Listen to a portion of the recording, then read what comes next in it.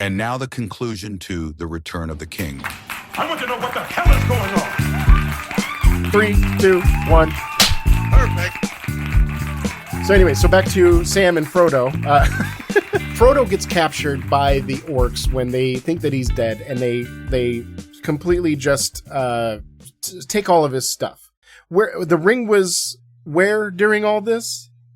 Sam took it. So Sam grabbed it beforehand, right? Yeah. So Sam grabbed it beforehand and left his body there? Yeah, like, he thought he was he dead. He didn't take his shirt or anything? He thought he had to take the ring to the mountain now, so he'd taken the ring. Wow, that's gotta be, like, that seems like such an odd scene to miss. Like, how do we, that had to be hard. Like, how do you imagine Sam not crying? He was crying. Taking the ring off. Yeah. But I mean, like, that, how do you miss that? Like, I want to see that. Gotcha. You know? I have to call out the, orcs arguing over the shiny shirt, like they're getting ready to go to the club. I get that shiny shirt. That made me laugh. Yeah, too. which one of those was going to wear that? Right. The smaller one was the only one that might be able to get it on. I So. get that shiny shirt. Okay.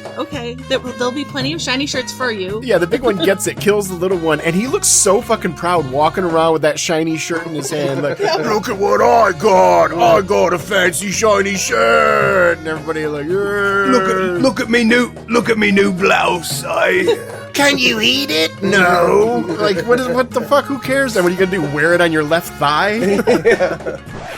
So then we get like Frodo and Sam sneaking around wearing old orc clothes, which first off, world's worst disguise. How does anybody look at them and think orc? I mean, I guess orcs aren't that bright, but does that happen in the book? Do they sneak through wearing their clothes? They and everything? march along with them. Yeah, they're getting whipped and told to march to the battlefield. Hey, God bless. I mean, it's good. That was not in the original theatrical release, though, They right? rolled a natural 20 on disguise. Yeah. There are a lot of 1s and 20s. Like, after you play D&D and you watch movies like this, there are times where somebody does something, you're like, well, they rolled a 1 on that. That was, that should have been pretty simple, and they just they screwed the pooch. Hey, it's just like my last adventure in our D&D. That's all I rolled all last time, was crits either way. You know, sometimes the dice are not your friends. And then you'll get like a 20 on a persuade roll to persuade a cat to let you pet its belly or something. Right, yeah, the most unnecessary 20. You pet that cat real good, buddy. And cat lovers everywhere are like, yep, this checks out. That sounds like a good life. I don't mind if I die as long as I get to pet the cat before I go. Frodo and Sam get through the Mordor bullshit that is, like, you're right, it is kind of truncated. Basically, once we find out that Frodo is alive, we have that little minor detour that wasn't even in the theatrical release, so my brain doesn't even fully register that was it until I watched it this time. But then it basically, the rest of their journey up to the doorstep of Barad-dûr. Is that the name of the tower? Is Barad-dûr? Is that a name I'm pulling out of my ass, or does that make sense to you? No, that one's Cirith Ungol. Barad-dûr is Cirith something. Ungol? It sounds like somebody that doesn't know Carl Urban's name trying to say it. Cirith Ungol. Barad-dûr is the one that has the eye on top of it. Isn't that implied that that's where they're at? No, that's not where they're at. Because like when the eye fixates, when the eye figures out where Frodo and Sam are, it points directly down. Right. Yeah, but it's that's looking at its own entrance. It's like miles away though. It's not directly down. It's kind of down. Yeah, they're okay. Because that was going to be another question I had. Is like at the end when the eye tower gets destroyed, how does that not kill Sam and Frodo? Because they're right. That I don't know. Maybe visually, it's explained better visually than I picked up on. But in my mind, as soon as the eye pointed down, that confirmed what I had thought all along, that tower is where they're taking the ring to. No, they're taking the ring to Mount Doom. The tower is so big that it might have looked close to you. It's like hundreds of miles in the air or whatever, but it's not. It's not underneath. It's in the foothills. So the tower is far away from the mount. Yeah. Why did it look down? Okay. Anyways, it doesn't matter. So yeah, that explains that at least. So they get to Mount Doom. This is where Smeagol attacks and jumps out of nowhere again, proving that Gandalf was wrong in the beginning, that showing him pity was wrong. They should have just killed him. No, it's very important, as you will see. Yeah, he might have he has have to a be part there to play in this story. Yeah. That's what it was. It was he had a part to play, not that, you should show pity just because he may still have a part to play. It was the line that Gandalf literally said. Yeah, I know. I imagine a very different ending. There's no Gollum. Frodo turns to the dark side. Samwise has a little bit of a cry, and then he says, I can't make you throw it in, But but I throw can in you." throw you in myself. And throws him and he cries the whole time. And then he has to go home and tell the story about how Frodo was a brave sacrifice to the end, you know. I just want to say it's good storytelling, but man, I cannot help but be upset and be like, no, Frodo, when he's like, no, I'm not going to destroy the ring. It's like Right. you came all this fucking way, Right. and yet the power of the ring has still corrupted you. It's like, no, I don't want you to make that decision, Frodo. Don't do it. God damn it, you're right And there. it's literally a shot for shot basic recreation of when what's his face, the king, Isildur doesn't do it. Yeah. Like they look at it, Isildur! they hold it in their hand, they look over the edge, and then they turn around and go, no. Yep, nah. Yeah, I mean, so like two things are happening there concurrently. One, the story is being reinforced. The power of the ring is quite absolute. Even if Gandalf is worried about being affected by the ring, that means there's really nobody that's safe from the power of the ring. Except for Sam. Nobody, even Sam, was already being swayed by it, and he only held it for a couple of days. He hesitated to give it back for the briefest amount of time. If he held it as long as Frodo, he would have cracked. And I think the story, it's reinforcing the fact that the power of the ring is pretty much absolute, and it corrupts absolutely. And Frodo, being one of the purest beings of all of the realms, he could hold it back longer than most, but even he couldn't. But it turns our hero into a villain, and if you don't go deep enough to see the nuance that he was still the purest of everybody and nobody would have been good enough, then it turns everybody else's prediction about Frodo into just complete false. Only you have the power. No, we don't.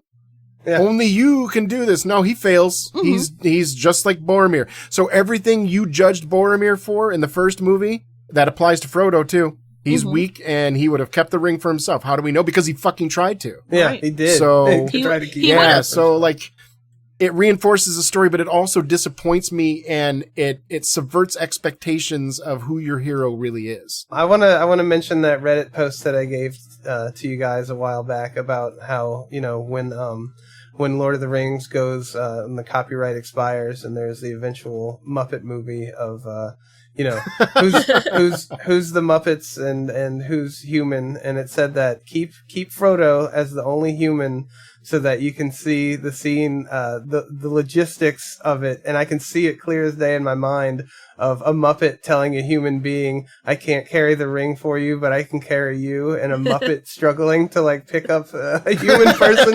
on their back. I can, you know what I mean? I can see visually how it would look like, and it's hilarious. So I think we talked about that even the first two movies, but it to me it'd be so hard to pass up having Gandalf be the only human. Yeah. Right. Just because, and you'd have to change his characterization just a little bit and tell whoever's playing Gandalf, you got to be frustrated with all these fucking Muppets acting like this when the world is at stake. Yeah. You know, Singing songs like Animal, and when he shit. sees the ring, he eats it, and Yeah. we have to like have him throw it back up Animal because is totally- Animal. Animals Gollum. In the- Absolutely. Animal is 100% Gollum. My precious, my precious. I don't know. Gonzo could be a pretty good Gollum too, I think. I think Gonzo talking to himself and going crazy off screen, or like right in front of the camera for a few hours would be interesting. All right, let's talk about Gondor. Would a chicken be there? Yeah, so Gondor, we have the Trail of the Humans and the storyline of Denethor and Faramir and, hey, you know what? At least they have different sounding names, so I'm going to give Gondor the edge here over the Rohirrim. They're not a whole lot different. You got Boromir and Faramir. Mirror. But some could argue that Denethor, through the actions of last movie and this one, has kind of become one of the most hated villains in all of Lord of the Rings. Right? Is it just me, or is y'all feel that way too? When he straight up tells him that, yes, I wish you had died instead Right? of Boromir. He's- Right? Holy Oh shit. my god. Denethor is... What a horrible person. Yeah, he is the, what's her face? Umbridge of the movie. Yeah. Just sit in your little cuck chair and shut up, Denethor. Eat your weird little cherry tomatoes. And that's why I brought him up in the last movie, because according to what I read in a few Reddit posts and a few conversations on forums, Denethor in the book, and I think you all kind of alluded to this too, and I might have even asked you, who knows, but Denethor in the books is a lot more likable. He has a lot more positive qualities because in the movie, he's tactically blind. He is also blinded by his greed and his desire for power. That once he gets the power, he does nothing with the power other than just sit in an empty hall and eat fancy foods all day long and by yell at himself. people. So he's like, yeah, he's miserable, he's lonely, he's abrasive, he's arrogant, he's greedy, he's gluttonous, he looks like he has very poor hygiene because he didn't even fucking wipe his mouth. Like, I've bit into fruit before where it sprayed on my face, and you know what the first thing I did other than laugh at how stupid I feel right now is I got a fucking napkin and I wiped my fucking face. It's not a comfortable feeling. He doesn't even care. What level of personal hygiene do you have that fruit sprays all over your face and you're just like, all right, whatever, nom nom nom Next nom. one, Dude, next are you a fruit. barbarian? But really, that's always been a symbol of gluttony and like excess is when somebody doesn't care to wipe their face when they're eating and stuff like that. So that was more symbolism. That didn't bother me that much. Oh, no, it doesn't bother me. It makes sense. Right. He's so unlikable. Like, Yes. and John Noble does a great job of making him horrible. Yeah. There's a little bit of likableness that you get because you see into his mind a little more in the books, but he's still a shitty person. He still tries to burn himself with Faramir. Can I say it's a great shot, but it's completely made up for the movie? But what a fucking drama queen of him like running out on fire and jumping off the edge of the building. Well, that's like, it's about me. Was it one of you It's that told about me the fact about, like, if that actually happened, how high up they were, Yeah. that he would have died from oxygen, Yeah, and lack and of oxygen before he hit the ground, so he still suffocates the same?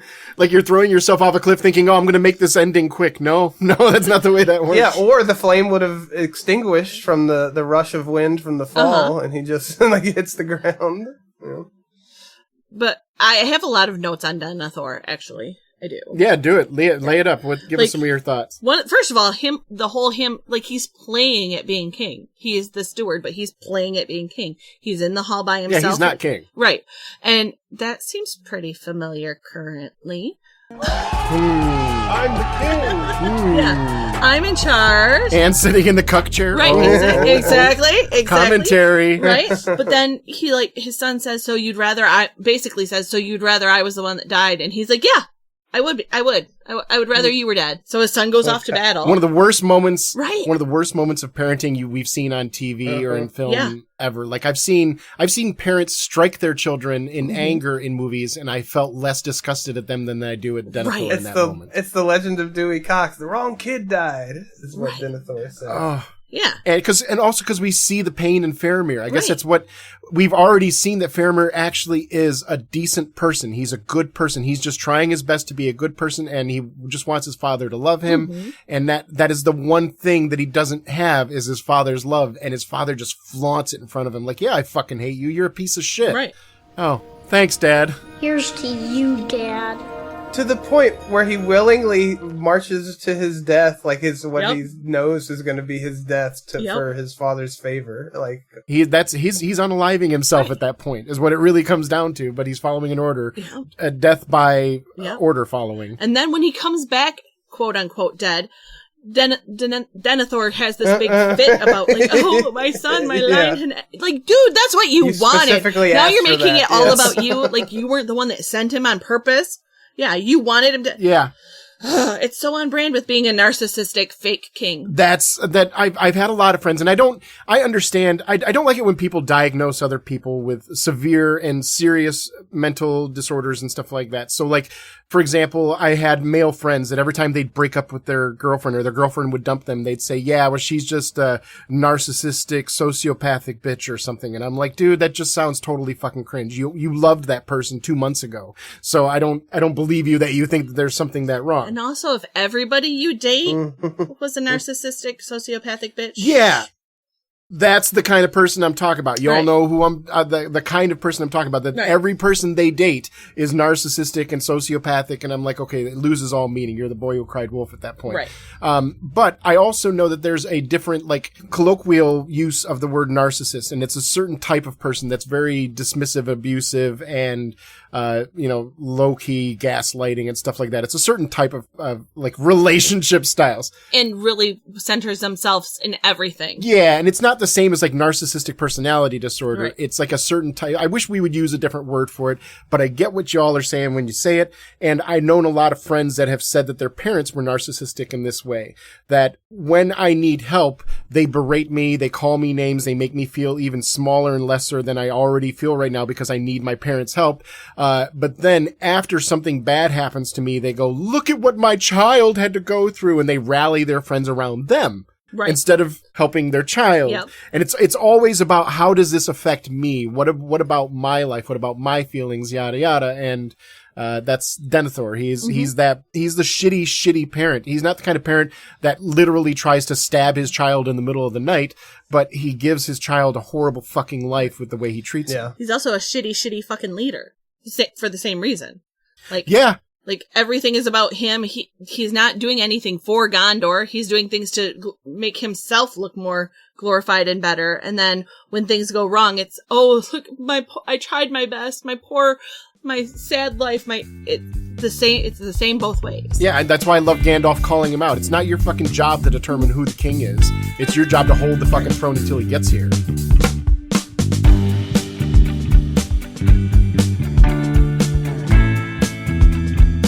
In my search for Barad-dûr, one of the things that came up is a Lego Barad-dûr set that looks pretty awesome, and I might have to eventually invest in that. I can do that too. I just buy a bunch of black Legos and pour them in a pile. Well, you got to set the top on fire.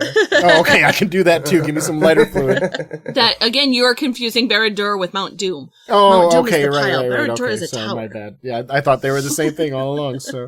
So yeah, Denethor being a shitty parent, we get to see Faramir ride off to battle at Osgiliath. He sends him away, and this is like the beginning of the final crack in Denethor. And you could see like that nervous energy that he's eating with and stuff like that, which, okay, we also have to talk about that fucking scene where Billy Boyd sings Mist and Shadow, I think is what he's singing, or is the name of it or something like that. Mm-hmm. I don't remember a lot of small scenes in Return of the King. I don't remember a lot of small scenes throughout the entire trilogy as much as I remember that song.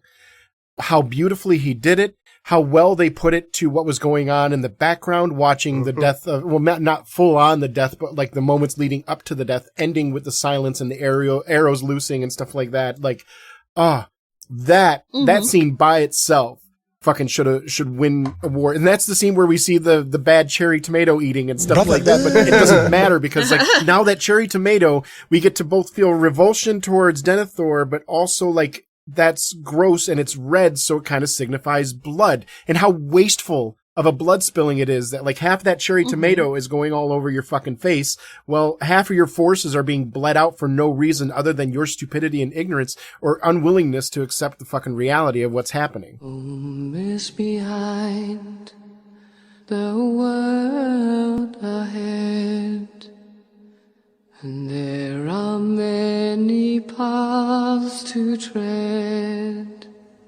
through shadow to the edge of night, until the stars are all alight. Mist and shadow, cloud and shade, all shall fade.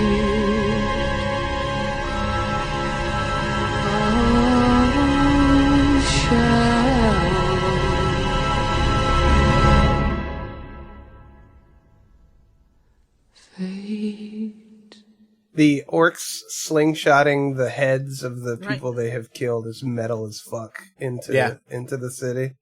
Let's reunite them with their dark. dad or whatever, however he says it. Yeah. Right? I mean, yeah, that is really that's dark. a good tactic. I mean, if you were in war in those kind of times, yeah, and it spreads disease, and you know, it's, I don't know, they got a good point.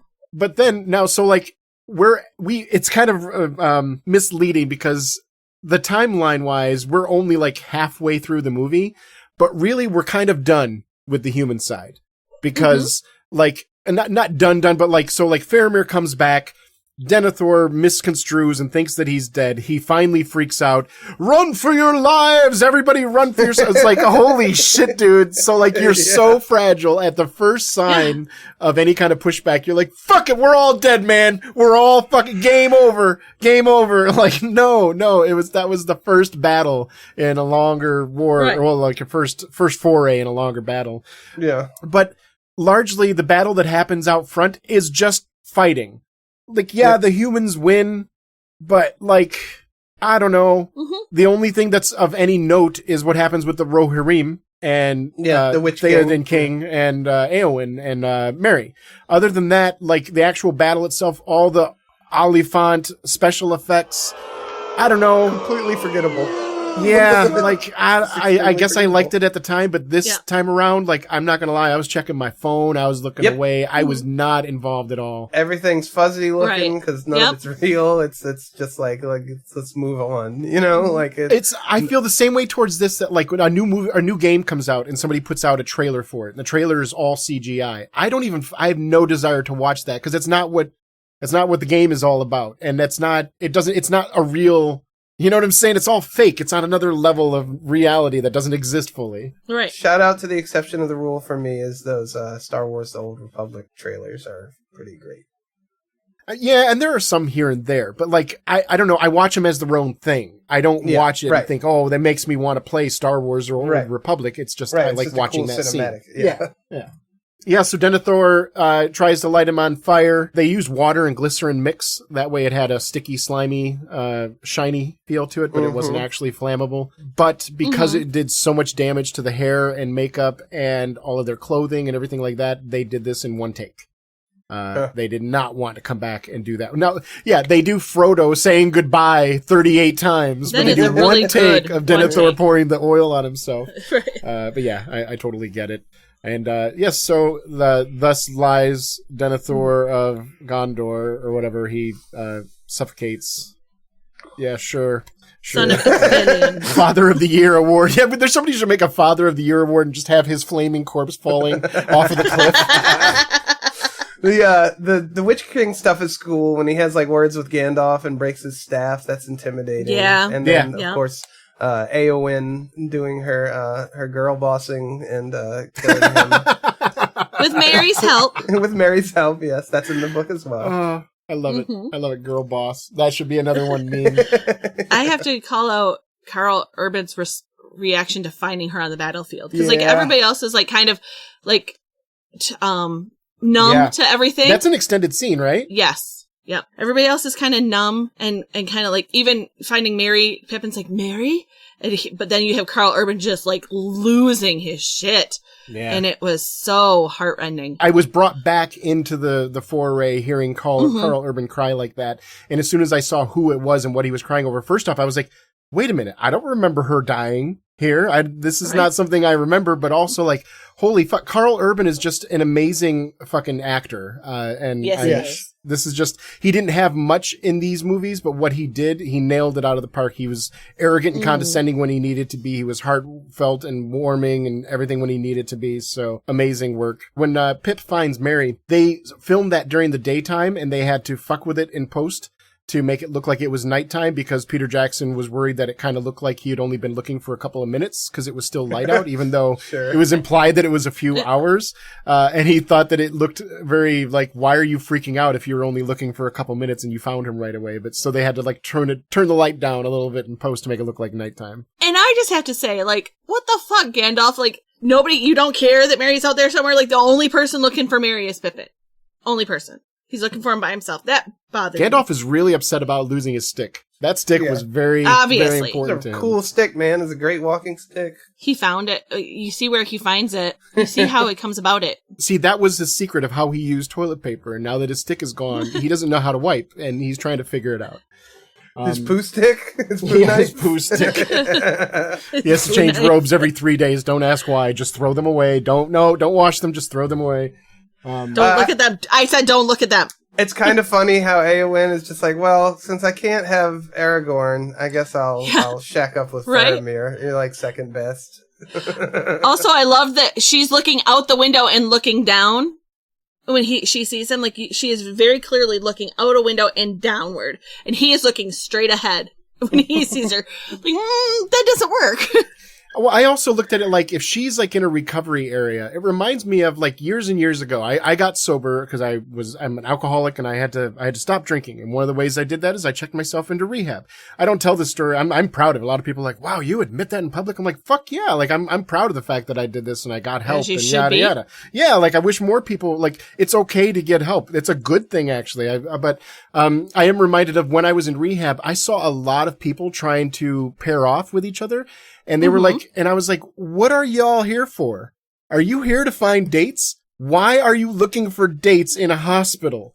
Why don't you go out in the world? Like, you're here to get better. You're not here to get laid. Right. What are you doing? And that came to mind when I'm watching Faramir and Eowyn start to flirt. And I'm like, bro, back off. She died almost and she's trying to heal. Like, wow, what part of your spine did they have to replace? Dude, just wait. It's also like any relationship that's formed in this setting is like probably a trauma response. And absolutely not trauma bonding. It's not. That's what I'm saying. Wait till she gets better, then look her up and be like, "Hey, I remember seeing you at the hospital, and I thought you were really cute, but I didn't want to bother you when you're going through a lot of shit. Now you sound like." But anyways, it's. Well, and they show it so concurrently. Like, she wakes up, she sees Aragorn waiting or like nursing her back to health, and you see her like melt at the fact that he's helping her come back to life. And then 2 seconds later, she's like, "Ooh, he's hot." Yeah. Yeah. Well, Aragorn has to have the, "Hey, I noticed that you kind of like me, and thank you. I'm flattered. And you're a wonderful person, but you see, there's this elf chick. Just not into you." Yeah. After this battle is done, and they go forth and they pick a fight at the door, and they just scream at the door, which works apparently. Just screaming at the door makes them open up and come out and to fight you. Whatever that creature was that came out to talk to them, I think that was an extended scene edition. It was an extended scene, yep. And that is the Mouth of Sauron, and that is... Why is that extended? Right, that is the Mouth of Sauron, and that is the single most unsettling character. Like I talked about the last movie, that is the most unsettling character in this entire filmography. That is the coolest looking bad guy in the entire fucking series. Straight up. That is I wish, like... Much like in other fantasy franchises, you don't need to see a lot of that villain, but I wish we had seen a little bit more of him because the way he speaks, the way his mouth is formed, the fact that his eyes are covered up, his whole like body language. Look, it reminded me of a Doug Jones horror character or something. 100%, 100%. I was gonna name drop him. Yeah, it's very similar to that. He's got very bad British mouth. You can tell he's a bad guy because his teeth are definitely. You really have a thing against the British. Yeah, well, you know. What are you gonna do about it? You know? This whole movie is the world filleting the British anyways, so they deserve to be knocked down a couple of pegs. Besides, we don't have that many listeners in the UK, so what are they gonna do? To your point, I think Sauron looks pretty cool, honestly, and it was supposed to be Aragorn fighting Sauron. Like Sauron came out into that battle, and then Peter Jackson decided that's straying too far from the books, so he replaced the CGI Sauron with a CGI troll. But all the scenes of Aragorn fighting the troll were originally intended to be him fighting Sauron. Giving Sauron a body was something I think this trilogy missed out on. I think that after hearing about how the books are written, that Sauron is still a fucking real person in the world. Yeah. He's still a living, breathing entity. And he's not just some spiritual force that's this glowing eye in the sky and this ring and nothing in between and everything in between. That's so much more mystical, and I get it. But I think if they were to pound home that, because there are a couple times where you look into the Palantir and you see Sauron on the other side. He's just looking into a Palantir same as you. He's just a fucking person looking into an object the same as you are. I wish we saw more of that so that was more established. So now there's a physical embodiment. Then you could have done that scene. I don't even care if you make it into the final scene with Sauron. I just wish we would have seen more of him in general. Because the top three are this Mouth King, or the Mouthguard of Sauron, or whatever the fuck he was. Throat Queen, Mouth King. Then you got the Witch King, the head of the Nazgul, and you got Sauron are the top three bad guys. And then honorable mention would be like Lutz from the first one. Yeah. Was his name Lutz or Lutz or Lush? Lutz. Lutz, thank you. That one of the cool additions to The Hobbit that I actually enjoyed is there is an actual battle between Sauron in his physical form and Gandalf when he goes and drives him out of the place that's only mentioned in the Hobbit book is like, oh, I went and drove out the necromancer. They show that. Yeah. I kind of like that part in the Hobbit movie, so maybe one day we'll get there because it gives you that. It gives you a physical presence of Sauron in battle, which is. It's, you know, you don't ever actually fight your villain, which is fucking cool, right? Because I appreciate that on a storytelling level. Like maybe, you know, the heroes don't actually get to in a confrontation with the physical manifestation of the bad guy, but you still want it. You still want it. You want I just think it sounds weird to say that our primary villain in this trilogy that has won millions of awards and is one of the classics of our time and is the cornerstone of this entire franchise, we don't even know if the bad guy has a fucking body.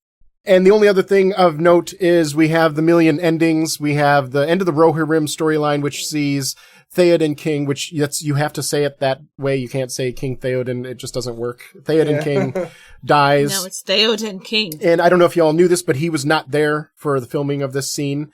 So all of Eowyn's parts were filmed looking at the ground, and they flew him in after the scene was filmed to film his scenes separately. So that's why you don't see any scenes with the two of them like touching foreheads or anything. It's shot to shot to shot kind of thing. So they did a good job of putting that together. That's they had to do that a few times in this, and I think they did. They had to do a lot of extra coverage after the whole thing was wrapped. Yeah. They had to bring in the hobbits for a lot of extra scenes and stuff, and I think it was done pretty seamlessly. I didn't really notice anything out of the ordinary. And she did a great job of acting while looking at the ground, so good job on her.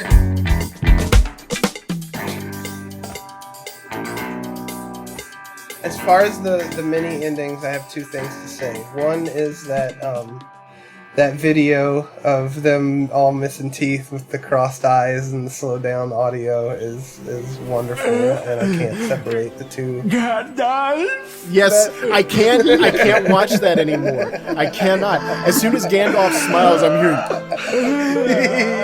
Yeah. It's ruined. It's ruined. Completely fucking ruined. So there's that, but I genuinely get misty-eyed at the point where Aragorn tells the hobbits, "You bow for no man, or you kneel for no man." Me too. It's such a nice little button on it. Like you guys chokes are the me heroes. up every time. Yep, you guys have earned this. You saved the world. You saved us the all. world. Mm-hmm. You have earned the respect of everyone. Yep. The endings. There's no denying that the endings were long, but I don't know. I didn't mind them, really. I mean, I bitch and moan about the length a little bit. It's more like some of those scenes were dragged out where I think we could have shortened things up earlier. But I liked having these endings. We needed to see what happens. We needed to see Sam go back to his family and deal with, because that's what the story was kind of supposed to be about, is coming back for more. Yeah, like... As much as we've complained through all this, the ending is ultimately pretty damn satisfying. Mm-hmm. Yeah. I have to go back and call out just for a moment that when you go and you watch that scene where Merry and Eowyn first enter the battle, Merry kicks ass. He's a stone cold killer. I think he has as many kills as Gimli and Legolas. Stone cold killer. Yeah. Stone cold killer. Random note that I'm reading this off of IMDb, so I'm not sure of the validity of it, but it seems pretty reasonable. And I mean, we could double check it off the air or whatever. But here, I'll just read it directly from the page. So unpleasant was Sir Peter Jackson when dealing with Harvey Weinstein and Bob Weinstein when the film was being developed, that when they shared their credit at the end of the film, and it appears over a pencil sketch of a man fighting off two oversized trolls. Oh, yeah, it's them. Yeah. Yeah. After Harvey was indicted for sexual misconduct in 2018, Jackson retrospectively called him a real bully who ruled through a mafia thuggery, and who would have probably taken the project away from Jackson and given it to Quentin Tarantino. Oh my God, can you even imagine? He also forbade Jackson from casting Mira Sorvino and Ashley Judd, who both later accused Weinstein of sexual assault. So imagine this story, like... Now knowing that, like, I want to go watch a Mira Sorvino and Ashley Judd movie. Ashley Judd also, just to connect it, was in an episode of Star Trek. Why do you do this? There it is. There it is. That's the whole reason he brought up that note, just so that he could throw that in there. She was Wesley Crusher's love interest. I think her name was Leffler. Yeah, Ensign Leffler. Anyway, so yeah, like I think the troll part is interesting. That like, I don't know. You want to think that the people that make art that you like are good people. Yep. You might not agree with them on everything, but you want to think that they're not fucking assholes. They're not people that would assault women or blackball them and stuff like that. So that puts a little feather in Peter Jackson. I mean, the bar is on the fucking floor.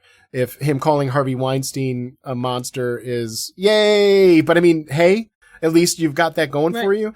And when we talked earlier about a couple people that ended up not being involved in the filming of this trilogy, that sound like they were slightly toxic people, it makes me feel like this cast and crew had a certain vibe to them. And I've been involved with shows, obviously not anywhere near this caliber and size, but I've been involved with shows where we all kind of have the same, you know, like if it was a show about lesbians and everybody is very LGBTQI plus friendly, that adds a certain level of comfort that I know walking in the door that nobody's going to be homophobic out of nowhere or anything like that, you know? One of the interesting things that I read when I was researching this stuff is George R.R. Martin has said that Game of Thrones initially was written as sort of a response to this kind of, you know, almost mythical superhero sort of happily ever after type of story where the Game of Thrones starts after the heroes have won, right? Robert's Rebellion was the heroic, triumphant story, and what happens afterwards. And a phrase that he has used to sum this up is, Aragorn is king, everyone lives happily ever after. What was Aragorn's tax policy?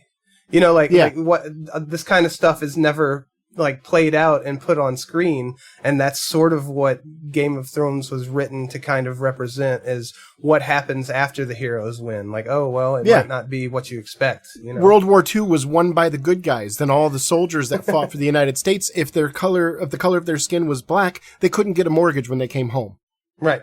That's the reality of what really happened. So I appreciate that Game of Thrones. And I read a comment the other day that said George R.R. Martin is pro-monarchy and pro-1% because of how his book's going. I'm like, no. Artists sometimes hold a mirror up. And when you look at the mirror you go, that sucks, you're pointing at yourself. You realize that's the whole point in the art, is to go, this was stupid. I don't think every creator agrees with every character's actions that have happened in every story that they wrote. Right. Not only that, but like, how do you watch Game of Thrones and think that is somebody who's pro any of that stuff? It's constantly showing you the problems with it. Horrible, shitty people. Yes. You watch Joffrey and you're like, yeah, he's pro king. Look at the way he painted Joffrey. Obviously, he likes kings. Yeah. Oh, are you kidding me? Yeah, so, I mean, but there is the other side of it that is, you have to have these standards with which to play jazz from. And even though this is that standard, it also, like, it's two sides of a coin. Like, one, I'm glad this exists, that characters like Gandalf and Frodo and Aragorn and Faramir, these are great characters. And I say great, literally, like, they're greater than a lot of human beings you'll meet in your real life. The normal people are not generally this honorable and honest and willing to sacrifice themselves for the good of others.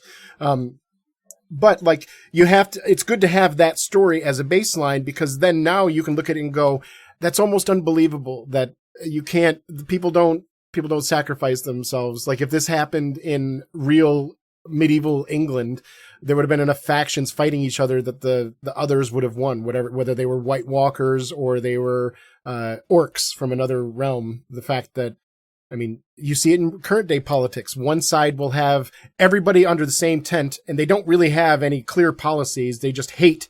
And then you have the other side, the quote unquote good guys, that are all fractured, and everybody's got their different opinion on what it means to be a good guy. And because of that, the big bad army just runs roughshod all over the good guys because everybody's too fractured on the other side. Anyways. But yeah, so that was part of my problem while watching this, is that I couldn't really, there was never any tension, because I know that, I mean, obviously I've already seen it, so I know the good guys win, but once you recognize this as that kind of literature where the hero wins in the end and pretty much everybody lives, okay, well, cool. It takes a lot of the air out, and then it just becomes long-winded, and it seems ironic that I'm calling that long-winded, but you get my point. It takes one to know one. I don't know if you all realize Gollum is missing his left earlobe. I did not notice that. There was due to an air trap in the casting process. That was that after they made it, Jackson said, "Let's keep that because it looks like he lost it in a battle somewhere." Cool. Yeah, I mean, it makes sense. He's kind of a scarred, beat up character. It would totally flows. He chewed it off himself, thinking it was part of a fish. Obviously, as far as cultural impact, Lord of the Rings was the most nominated film franchise in the Academy Awards history. It had 30 nominations and won 17 Academy Awards by the time everything was said and done, which is an amazing, incredible number. And like you mentioned earlier, it is kind of ironic that Return of the King won the best picture, even though out of the three, it was probably not the best picture of the three. Right. I'm comfortable saying that it's clearly not the best one. It's to me, it is clearly the worst one. And I say worst with a huge, worst, the worst It's worst of the three.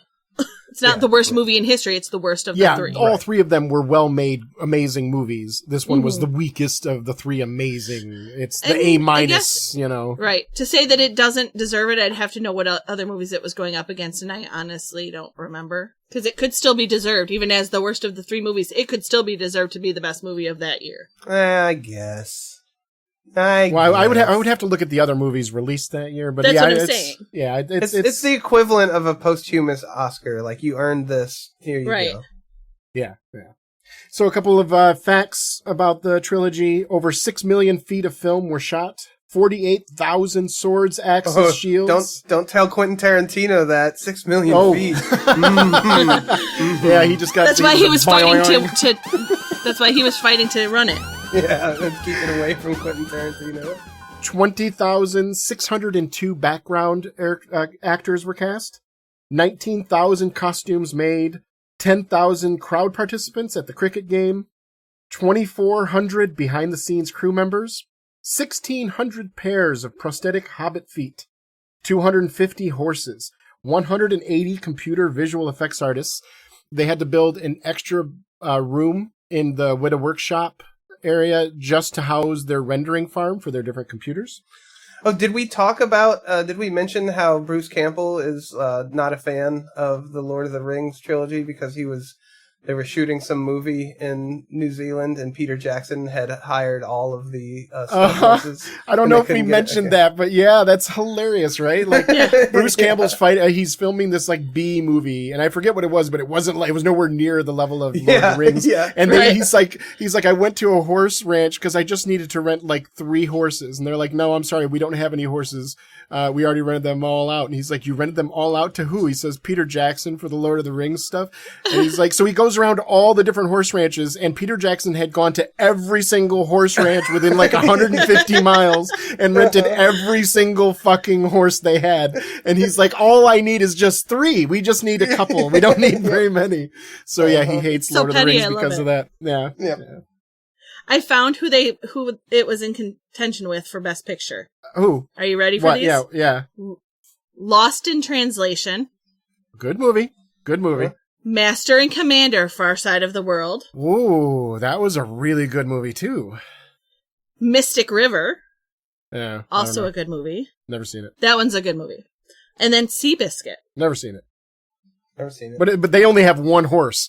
This movie has 250 horses. Exactly. So the clear winner. Obviously, all the horses made it. I don't know, but Lost in Translation, I even though it's nowhere near the same, I don't know. It feels weird to me that the culture that we have erected has us comparing Lost in Translation to the Lord of the Rings. Yeah, it's like, apples and wrenches again. Yeah. It's like, okay, I need to know which one you like better.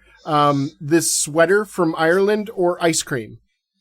Like, what does that have to do with each other? I mean, I don't know. It depends on my mood. And that's really what it comes down to. Do I want something that's more thoughtful and intimate? Then I would watch Lost in Translation, a wonderful movie that it was really enjoyable to watch. If I want a big, high fantasy, of course, I'm not going to watch high fantasy and be upset at Bill Murray for not wearing a fucking elf ear, Well, maybe he should have worn an elf ear. Maybe he would have worn.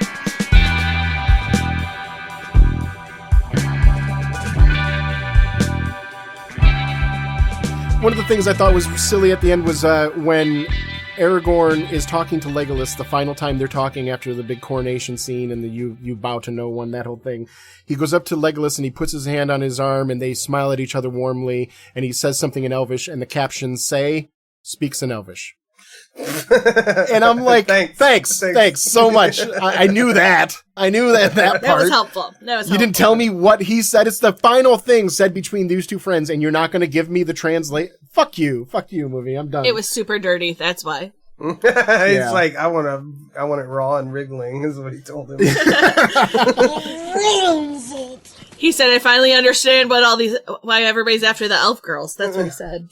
Also, in the moment where the Aragorn says you bow to no one and then everybody around them bows, we have this like zoom in, push in on the four hobbits' faces, and each of them have such a different expression. Like Merry and Pip are both like, huh, this is pretty cool. This is pretty awesome. Like, yeah, I guess we are pretty cool.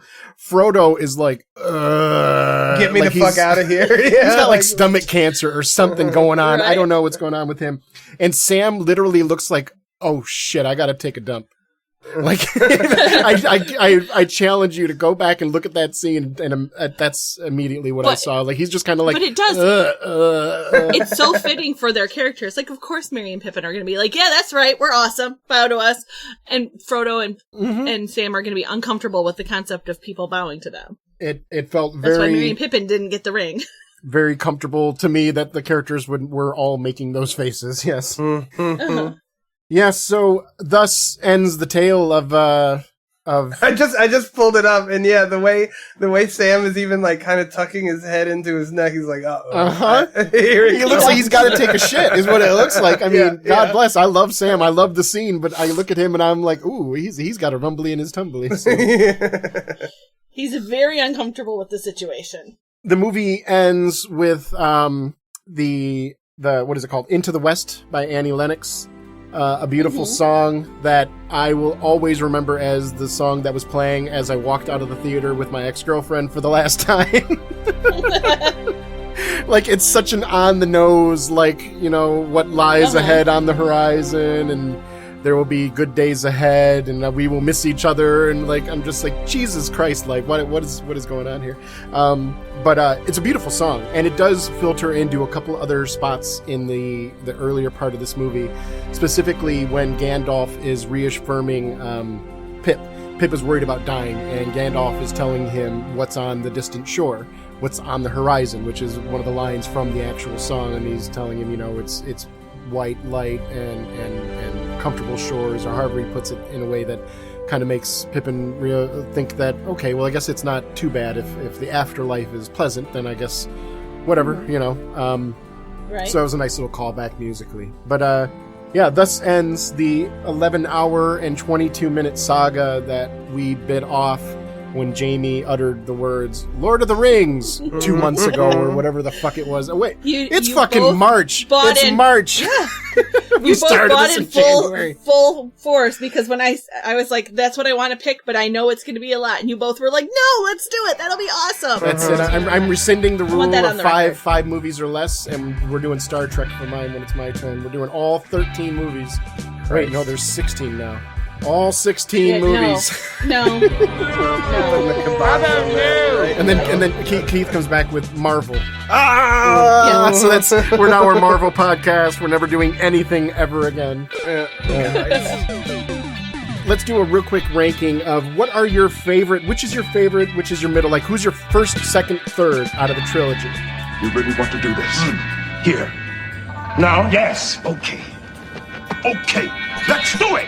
It goes in order of release for me. Fellowship is supreme leader in my mind. I have come to be rewatching that like every fall, Christmas area, because it's like a perfect movie. It's kind of like Skyrim. When it turns into winter, I play Skyrim, and I watched Fellowship. Second one is still very cool. Also, a lot going on. The Battle for Helm's Deep is a classic, and just the tension that builds before that battle is something that this movie misses from its battles, because you know it actually means something. And this one is just a bunch of CGI battles and then a wrap up, which is ultimately satisfying. But to me, it's the weakest. Yeah. And I have to go with, like, I saw Fellowship of the Ring in the theaters 13 times. I saw Two Towers in the theater 7 times. I saw Return of the King in the theaters once. Yeah, so there you go. That kind of seals the deal. Yeah, it's same for me. 1, 2, 3 is the order. But it's like the first movie is like a solid 10. The second movie is a 9.5. The third movie is a 9.0. You know, like they're all good quality movies. I would have rated it. I might have rated the second movie a 9 before we watched it this time. Like if you asked me beforehand, it'd probably be like 10, 9, 8. And now it's 10, 9.5, 9. And the big decider in that is that Two Towers, the extended edition of the Two Towers, is so much better.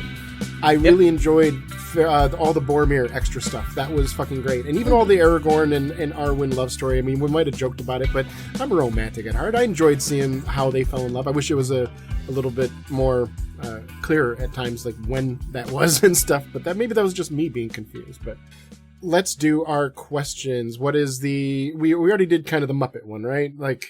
That's been did we all covered. answer it? Yeah. Yep. So then, what is the popcorn bucket for Return of the King? Is it different than the last two? Is it a spider husk? Or for this one, it could be Mount Doom, right? It could be a big volcano that you reach in to get your popcorn. Oh, yeah, instead of doing popcorn, you sell nachos.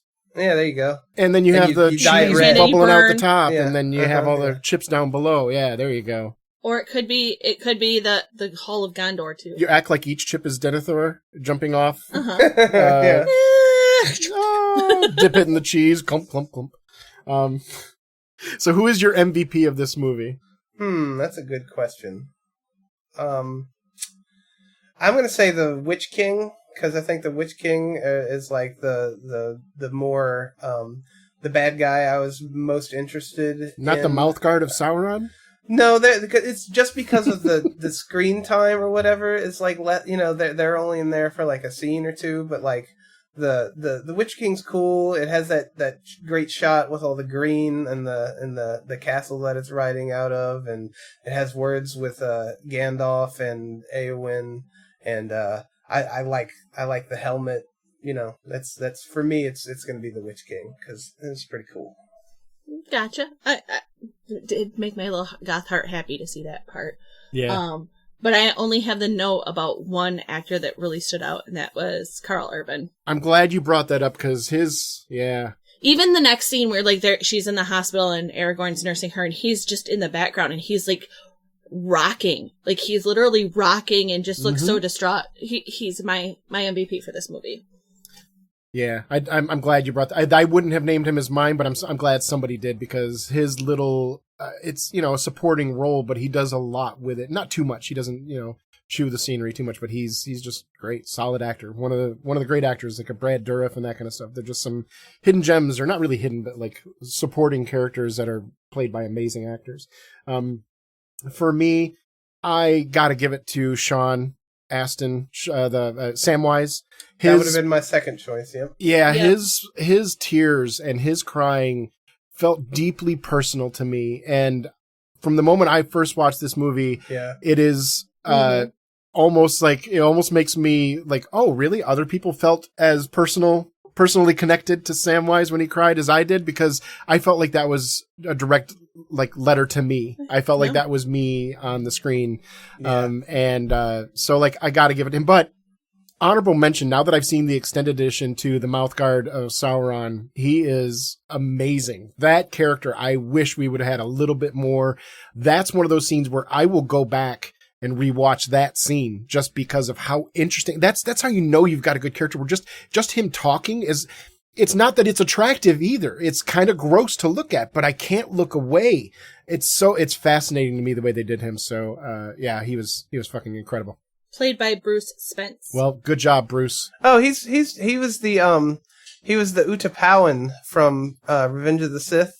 The one who said, are those words you're using? Are you, Thank you.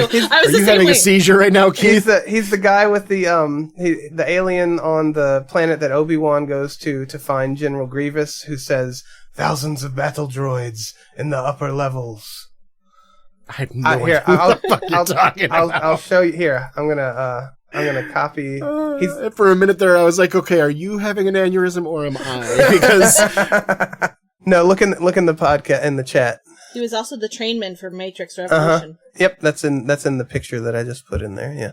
Oh, right. Yeah. I kind of remember him from Star Wars. I remember him more from Matrix than the Star Wars. He kind of is familiar. But Which movie was it in? 2? That was 3. But he's got those naturally British teeth. That helps him.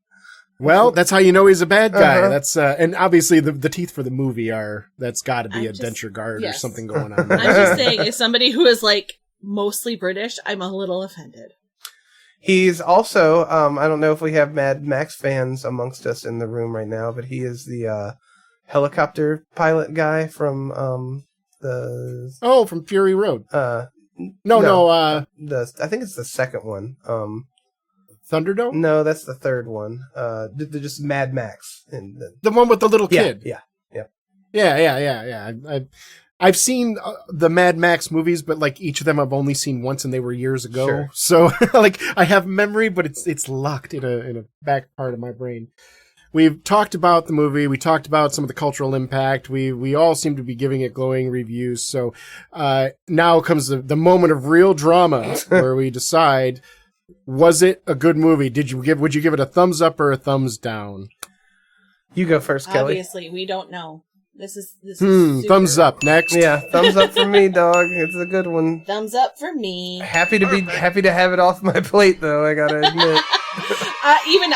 I'm a huge Lord of the Rings person. This was my pick. I love these movies, but I am over them currently. Yeah. I'm so glad that we are done. Straight up. And it's not a slight against Lord of the Rings. It's just that like what Keith was saying, that he and I were even like playing the MMO over the last year a little bit too. So it's not like Lord of the Rings for us started when Jamie named it. We had been kind of diving into it beforehand. Speaking of which, did you ever finish the book? You finish it before we got here, right? Yeah, good. And did you enjoy the book? I did. I liked having the little extra sacking of the Shire stuff, but like I said, as I mentioned, when I saw that there was still 10 hours of audiobook left after the ring had been destroyed, I'm like, what in the holy fuck? Because it was never really about the ring. Right. Conversely, I'm reading The Expanse right now. Still, I'm finishing up. I'm on the 9th book. And I have like 3 hours left in the 9th book. And I'm like, how the fuck are we going to wrap this up in 3 hours? Like everything is still like, what the fuck? It's amazing. Yeah. But for those of you, the two of you that have read the book and seen the movies, which is better? If you had to pick one, I get it. Both of them are good, blah, blah, blah, blah, blah. Which one do you like better? Did you enjoy the book better or the movie? I enjoyed the movies better just because they're presented in a more consumable fashion where if you aren't, it's like you said in the first one where you're interpreting this for not only diehard fans of a fandom, but also for soccer moms to make it digestible, and that goes a long way to streamlining and making something just that digestible and easier on the palate to consume. Because I can certainly see people struggling with the books who don't want to hear about the entire history of Minas Tirith and its 3 sister city-states. And it also cannot be. He literally describes a tree, and it takes him a page and a half. Like, it cannot be overstated how That's why I can't much read detail this man goes into detail about the vistas and the nature. And I got through the books. I love the movies. That's a fair assessment. So as far as the movies versus the books, I will say, as somebody that hasn't read the books, obviously my opinion doesn't really matter on this, but I will point this out, that like the books could be seen as a masterpiece, that J.R.R. Tolkien put together a masterpiece. Now, when we look at the movies, there are at least 3 or 4 different masterpieces. Like, for example, Howard Shore's soundtrack is a masterpiece all on its own. If I just showed you the soundtrack and you had no context for the movies, you didn't know anything about Lord of the Rings, and you just listened to it as like a symphony, you would go, wow, this is incredible fucking music. Whoever made this is a masterpiece. Well, if I just showed you all the cinematography and there was no sound and you just saw all the images, you would go, wow, that is gorgeous. That's a master. You know what I'm saying? So like, it could be argued that the movies, it's hard to compare because the book is just one person doing really well, whereas the movie is literally thousands of people doing well. And Absolutely. yes, and I do, just in the book's favor, I want to point out that you don't get any of it if you don't have the books. So. That is 100% Yeah, true. because it is a very faithful retelling of the books. There are some things that are left out, but they don't change the story at all. Speaking of left out, I'm sure, even though we have finished Lord of the Rings, I'm sure we have left out something. There's somebody listening that there's your favorite scene that we didn't talk about. Tell us about it. Maybe we'll talk about it in an upcoming intermission. That's why we do those intermissions, so we can talk about little random things like that. Just please don't ask us to rewatch the movie. Oh, that ain't gonna happen. It ain't gonna happen. Just straight up, it ain't gonna happen. I mean, unless you pay us. If you pay us enough money, we will watch the movie again. We will curse you the whole time, but we'll thank you for the money and watch the movie as you request. I'm sure there are things that people will disagree with, so feel free to let us know in the comments section. You can get us on our Discord server. We've been having some pretty good conversations, and Emond is there as well, and we've been chatting with him and comparing notes about different video games and stuff. But also look for us on Blue Sky and all that stuff too.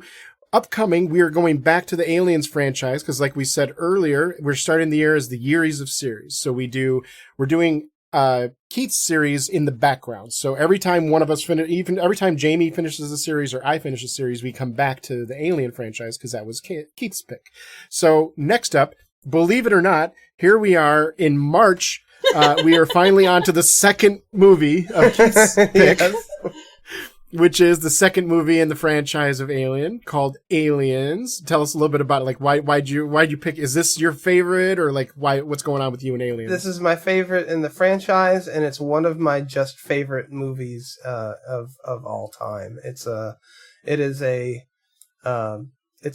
one of the best sequels of all time, and I'll say this again in the episode, but I think if you switch the times when Terminator 2 and this were made, I think this would be what people refer to as the ultimate example of a sequel coming in and doing more, bigger, and better. The only reason Terminator 2 is better is because it came out later and technology had advanced more.